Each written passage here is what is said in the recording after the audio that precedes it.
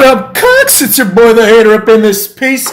And as some of you may know, Final Fantasy VII Rebirth came out, so I'll be playing that for the next few days. As a result, I've already pre-recorded several videos, but this one I'm recording today on the 29th because I just learned about this news now. So either in one of my past videos or in one of the videos that's going to come in the next few days, I make a point about how great Maxine Dupri is. The video is not about that, but it's a point about how great she is.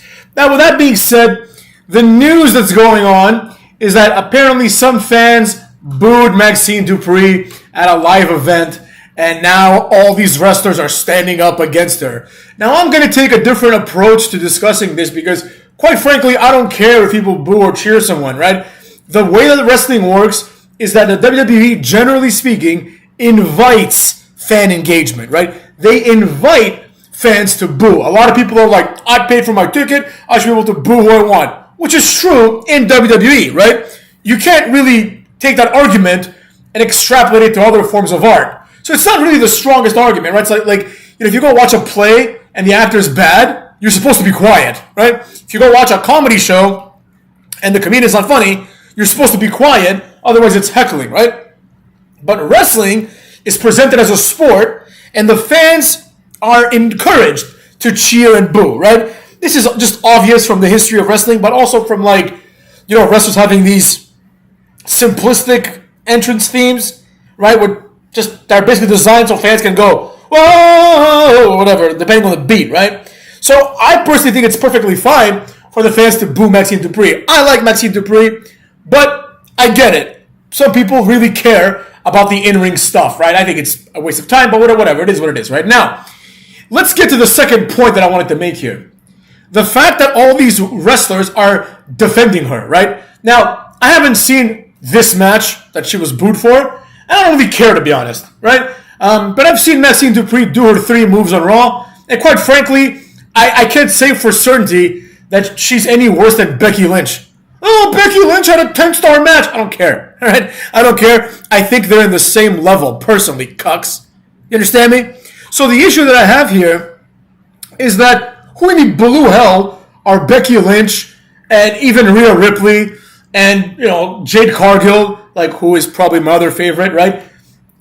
Who are they to defend her, right? As if for some reason it's the fact that they're good at what they do, right, justifies them having an opinion that's supposed to be held in higher regard than that of the fans that were booing, right? It's just an opinion, guys. Relax. You know what I'm saying? So, Rhea Ripley's oh, you wouldn't like it if someone came at your job and started booing you. Yeah, that's why my job doesn't involve that. Perhaps that's the answer to the question she was asking, right?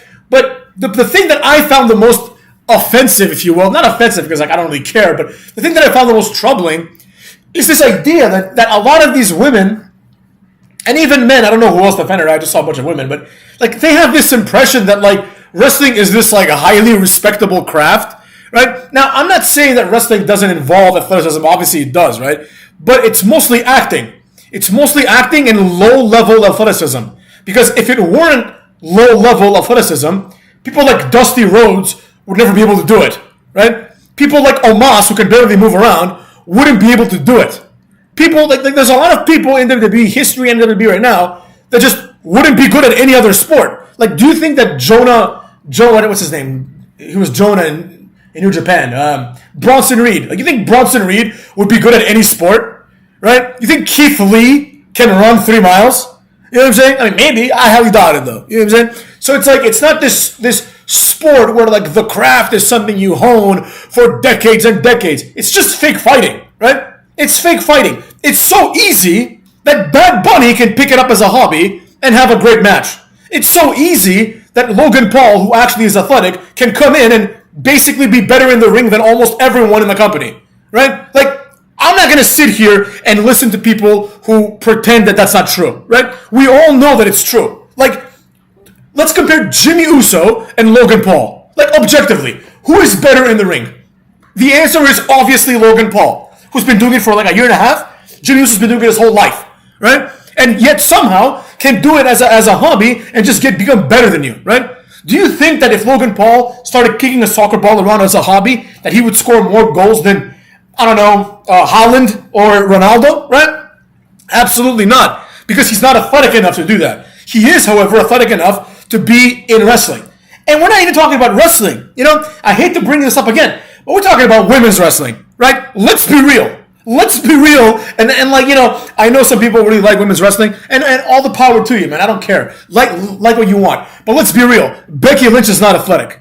Like, Becky Lynch is not going to beat, you could go down to the bar, to your local bar right now, find an average guy, and if Becky Lynch and this guy play 100 sports, this guy's going to beat her in 80, right? Becky Lynch is not athletic, right? Maybe if he did that with Bianca Belair might win in a few more, right? But Becky Lynch is not this athletic specimen, right? It's a bunch of weird women now, right? None of them are larger than life.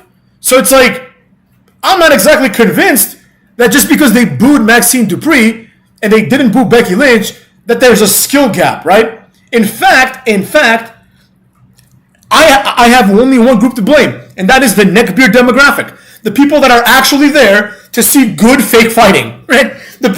Go watch the circus, cuck. Go watch the circus. Go watch martial arts movies. You can find martial arts movies from China, and it's all fake fighting. It's just fake fighting for 3 hours, right? It'll be 100 times more entertaining than Becky Lynch botching every 3 moves, right? Or Liv Morgan botching 80% of what she does, right?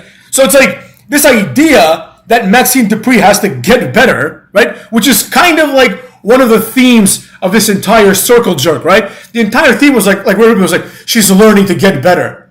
You'd think that Rhea Ripley is Matt Riddle or something in the ring, or AJ Styles, who never makes a mistake, basically, right? She's not. You know what I'm saying? And she does her 3 moves. Stick to your horseshit. You know what I'm saying? That's kind of the whole point that I have with this. Stick to your horseshit. And people don't realize how lucky they have it.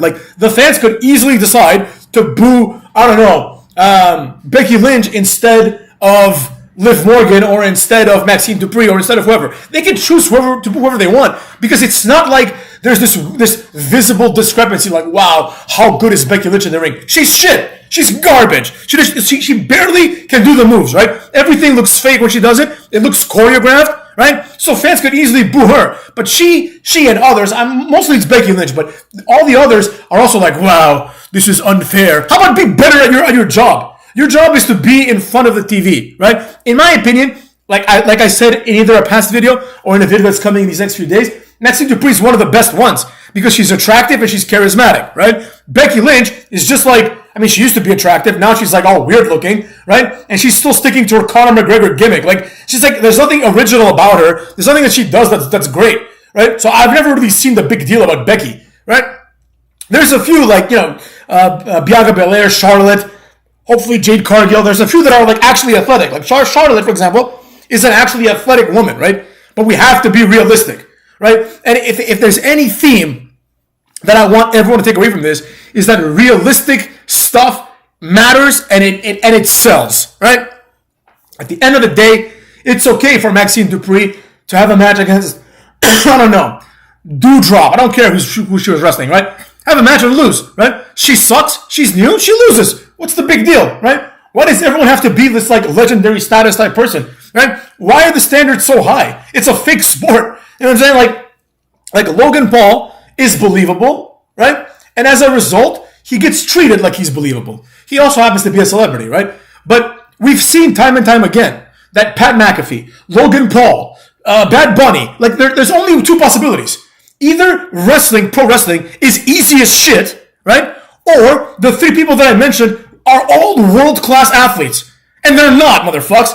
Pat McAfee's not a world-class athlete. He's a snapper, right? He's not a world-class athlete. If Pat McAfee played 100 sports with LeBron James, he'd beat him in punt snapping base. That's it. LeBron would beat him in everything, right? He's not this elite athlete, right? Sure as shit, Bad Bunny's not an elite athlete. That's no one would even suggest that, right? But look at that. He can have top matches, right? If he puts in the effort. But for the women, the standard's even lower, right? Because everyone that I just mentioned, they have something else that brings them to the dance. Maxine Dupri is just a wrestler. She doesn't have any other mainstream fame, right? To justify her working hard or to justify her being there. So I guess that's why people are mad. But at the same time, it's if you're going to be mad at her, why are you not mad at the WWE when they force you to sit through a Sasha Banks match where every 3 moves it's a botch. She'll do the backstabber, She'll basically like let go of the person when she does it, and then she'll grab out the arms again. The person doesn't sell anything, right? And then they just stand there, they just feed each other their arms. They stand there like idiots waiting for someone to dive, right? Women's wrestling is not good, right? I don't care what anyone thinks. It's not good. It's not aesthetically pleasing, right? That's why primarily women have been used, right, as managers or as for better or for worse, sex objects, right? It's because women are more attractive than men, convention would tell us, right? So if you want to have attractive people, you get women, right? As a result, these women don't need to wrestle, right? Because they're there because they're attractive. Like Terry Runnels, for example, right? She's an attractive woman, and she's there because she's an attractive woman. She doesn't need to wrestle, right? When they do learn how to wrestle, you might get like a Trish Stratus or a Lita, who are both very attractive and can wrestle, right? And that's why they're legends. But nowadays, people are like, Becky Lynch is a legend. No, she's not attractive anymore, right? Nor can she wrestle. Like, you know what I'm saying? Like, so what exactly makes her great, right? At least Maxine Dupri is attractive, you know what I'm saying? And with that being said, cucks, I believe that the fans can do whatever they want. But personally, the focus, in my opinion, has been on the wrong thing. Cucks.